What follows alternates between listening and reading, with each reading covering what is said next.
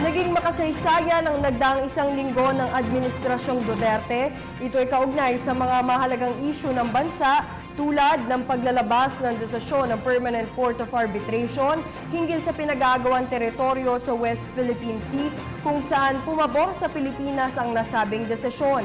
Pagsuporta ng Asian Development Bank sa economic agenda ng administrasyon at ang mataas na trust rating na nakuha ni Pangulong Duterte batay sa SWS survey. May ulat si Elena Luna. Naganap nitong Lunes ang pangalawang cabinet meeting ng Administrasyong Duterte. Nakasama dito si Vice President Leni Robredo na itinalaga ni Pangulong Rodrigo Duterte bilang pinuno ng HUD-C o Housing and Urban Development Coordinating Council. Sa meeting, inilatag ang mga prioridad ng gobyerno, kabilang na ang paghahanda sa kalamidad, pagsasaayos ng transportasyon at ang laban sa iligal na droga. There are plans to set up regional rehabilitation centers for rehabilitation of drug users.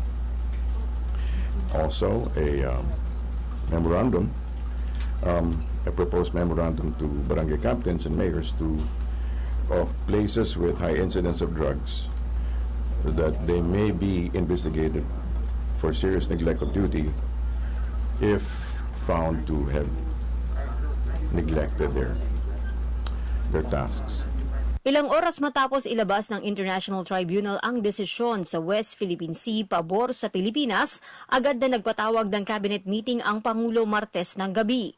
Isang briefing ang isinagawa ni Solicitor General Jose Calida sa mga miyembro ng official family ng Administrasyong Duterte. Si DFA Secretary Perfecto Yasay Jr. ang itinalagang tagapagsalita sa issue. Sa kanyang pagharap sa media, inihayag niya na malugod na tinatanggap ng gobyerno ang desisyon at nanawagan ng pagiging mahinahon. The Philippines strongly affirms its respect for this milestone decision as an important contribution to ongoing efforts in addressing disputes in the South China Sea. Huwebes, pinakiusapan ng Pangulo si dating Presidente Fidel Ramos na pumunta ng China para simulan ang bilateral talks. War, it is not an option. So what is the other side? Peaceful talks. I cannot give you the wherewithals now. I have to consult many people, including President Ramos. He might want also to be one of the... But I would like to respectfully ask him to go to China and start the backbone. Ilang bisita rin ang hinarap ng Pangulo sa palasyo.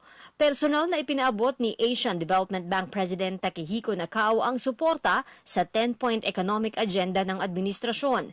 Si Cebu Archbishop Emeritus Ricardo Cardinal Vidal sinabing ipagdarasal ang tagumpay ni Pangulong Duterte at ng bansa. Batay sa survey ng social weather stations, excellent ang simula ng Administrasyong Duterte. 84% ang trust rating na nakuha ng Pangulo. 8 sa bawat 10 Pilipino ang nagtitiwala sa Pangulo. He would appreciate the trust, and he would also say, if I know him, that trabaho lang yan, that's part of the job, and that we will continue to do our part. Para sa PTV News, Elena Luna. Ako po si Cathy San Gabriel. Subscribe na sa PTV YouTube channel. I-click lang po ang subscribe button.